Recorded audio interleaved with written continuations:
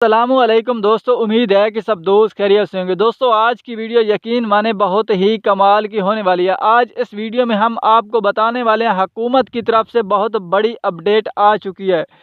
अब फैसला हो चुका है एहसास प्रोग्राम का। जो लोग नाअहलिया जांच पड़ताल में फंसे हुए हैं उनके लिए बहुत बड़ी खुशखबरी आ चुकी है। और किन लोगों को पैसे हुकूमत की तरफ से दिए जाएंगे और किन लोगों को नहीं दिए जाएंगे, आज इस वीडियो में मैं आपको बताऊंगा कि अगर आप जांच पड़ताल में फंसे हुए हैं तो आप किस तरीके से निकल सकते हैं, या आप नाअहल हो चुके हैं तो आप फिर किस तरीके से निकल सकते हैं और हुकूमत से पैसे ले सकते हैं, जो अभी हुकूमत ने नया तरीकाकार बताया है। तो आपने इसलिए इस वीडियो को ज़रूर एंड तक देखना है। अगर आपको वीडियो अच्छी लगे तो वीडियो को लाइक कर दें। अगर आपने अभी तक चैनल को सब्सक्राइब नहीं किया हुआ तो चैनल को भी सब्सक्राइब कर दें। तो चलिए दोस्तों, वीडियो शुरू करते हैं। सबसे पहले दोस्तों, मैं आपको बता दूं कि मैं जांच पड़ताल वालों को बता देता हूं कि अगर आप जांच पड़ताल में फंसे हुए हैं तो आप किस तरीके से निकल सकते हैं, कौन सा तरीका इस्तेमाल करके, जो हुकूमत ने खुद बता दिया है। अगर आप नाअहल हो चुके हैं तो वो भी मैं आपको बताऊंगा कि आप किस तरीके से अहल हो जाएंगे और हुकूमत से पैसे ले सकेंगे। सबसे पहले हम बात कर लेते हैं जांच पड़ताल की। दोस्तों, अगर आप जांच पड़ताल में फंसे हुए हैं और तकरीबन आपको 2 से 3 महीने हो चुके हैं, आपने मैसेज किया था, उसके बाद आपको मैसेज का वापसी रिप्लाई आया था कि आप जांच पड़ताल में फंसे हुए हैं, और उसके बाद आपको कोई भी मतलब ऐसे कहा था कि आप जांच पड़ताल में हैं, आपको बहुत जल्द तस्दीकी एसएमएस आएगा। तो इस तरीके से कुछ आपको मैसेज मिला होगा। तो अगर आपको भी इस तरीके मैसेज मिला है और उसके बाद आपको कोई अभी तक एसएमएस नहीं आया पैसों का कि आपको पैसे मिलेंगे कि नहीं, या आपके पैसे आ चुके हैं कि नहीं, तो आप किस वजह से आपको जांच पड़ताल में अभी तक रखा हुआ है और आप किस तरीके से बच सकते हैं। सबसे पहले दोस्तों, हुकूमत ने बताया है कि वो लोग, जब आप सोच लें पाकिस्तान में काफ़ी लोग गरीब हैं, तकरीबन करोड़ों के हिसाब से गरीब हैं, और हर बंदा जब एसएमएस करता है या अपना नाम दर्ज करवाता है तो बहुत सारा रिकॉर्ड हुकूमत के पास चला जाता है और इसको मैनुअली नहीं चेक किया जा सकता। मतलब एक बंदा एक एक बंदे का इस तरीके रिकॉर्ड नहीं चेक कर पाता, क्योंकि ये बहुत लंबा प्रोसेस हो जाता है। ऐसे फिर सालों लग जाएंगे।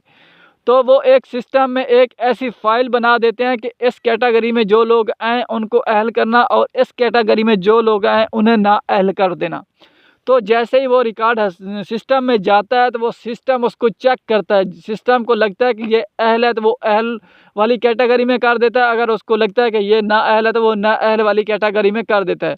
लेकिन मसला यहाँ पर आ जाता है कि सिस्टम में कभी कभी बग आ जाता है, एरर आ जाता है। वो नहीं समझ पाता कि अब इस बंदे को मैंने अहल करना है या ना अहल करना है, तो वो फिर उसके जांच पड़ताल में ही रख देता है। तो इसलिए उसके बाद बंदे के पास जो जिसने किया हुआ है उसका जांच पड़ताल में ही पड़ा रहता है। उसको कोई भी सिस्टम वापस रिप्लाई नहीं करता कि आप जांच में आए, आपको अहल कर दिया जाएगा या ना अहल कर दिया जाएगा। वो जांच पड़ताल में ही पड़ा रहता है, क्योंकि सिस्टम खुद समझ नहीं पाता।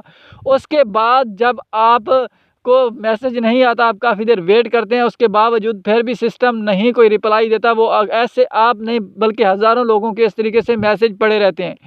उसके बाद जो बंदे चेक करते हैं उन्हें नहीं पता चलता कि आप जांच पड़ताल में पड़े हुए हैं, क्योंकि वो एक बार क्लिक करेंगे कि कौन से लोग अहल हैं। जो अहल हैं उनको पैसे दिए जाएंगे, जो ना अहल हैं उनको पैसे नहीं दिए जाएंगे।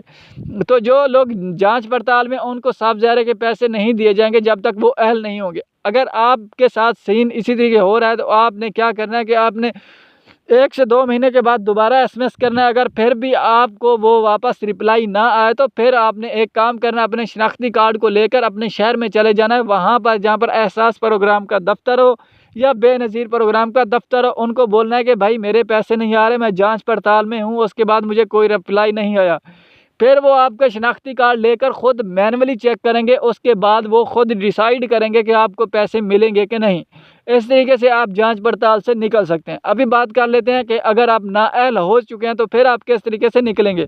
तो दोस्तों, अगर आप नाअहल हो चुके हैं तो आपने क्या करना है, अगर आप मैं कुछ रीज़न मैं बता देता हूँ। अगर आप उस रीज़न में आते हैं तो फिर आपको पैसे नहीं मिलेंगे। अगर आप उस कैटेगरी में नहीं आते हैं तो फिर आपको पैसे मिल जाएंगे। तो अभी अगर आप सरकारी मुलाजिम की बीवी हैं या आप ख़ुद सरकारी मुलाजिम हैं तो फिर आपको पैसे नहीं मिलेंगे। अगर आपने कोई गाड़ी वगैरह अपने शनाख्ती कार्ड पर निकलवाई हुई है तो फिर भी आपको पैसे नहीं मिलेंगे। अगर आपने बैरून मुल्क चक्कर लगाया हुआ है, अगर हज उम्रे के लिए लगाया हुआ है, तो फिर शायद हो सकता है कि आपको पैसे मिलेंगे, शायद हो सकता है ना भी मिले। तो अगर इन ऐसी कुछ कैटेगरी में आप आते हैं तो फिर आपको नाअहल रहना पड़ेगा, आपको पैसे नहीं मिलेंगे। अगर इसके बावजूद कोई और रीज़न बन जाता है तो फिर आपको नाअहल कर दिया जाएगा और पैसे मिल जाएंगे। तो आपने भी सेम इसी तरीके करना है। अगर आपको नाअहल हो जाए और आप देख लें कि अगर आप जो मैंने अभी बताया इनमें से आप कोई मतलब सरकारी मुलाजिम नहीं है और आपने कोई बरूने मुल्क चक्कर भी नहीं लगाया, कुछ ऐसा कोई गाड़ी वगैरह भी नहीं खरीदी, तो फिर आपने एहसास दफ्तर या बेनज़ीर दफ्तर जाना है। वहाँ पर सेम उसी तरीके से कहना है और वो आपका जो है ना दोबारा शनाख्ती कार्ड को चेक करेंगे, रिकॉर्ड को। अगर आप उन्हें लगा कि आपको एहसास प्रोग्राम के पैसे या बेनज़ीर प्रोग्राम के पैसे मिलने चाहिए तो फिर आपको पैसे मिल जाएंगे। अगर उन्हें लगा कि इन्हें नहीं मिलने चाहिए तो फिर आपको पैसे नहीं मिलेंगे। तो दोस्तों उम्मीद है ये वीडियो आपको ज़रूर पसंद आई होगी। अगर वीडियो पसंद आई है तो हमारे चैनल को सब्सक्राइब कर दो, हमारी वीडियो को कर दो लाइक। मिलते हैं बहुत जल्द अगली नेक्स्ट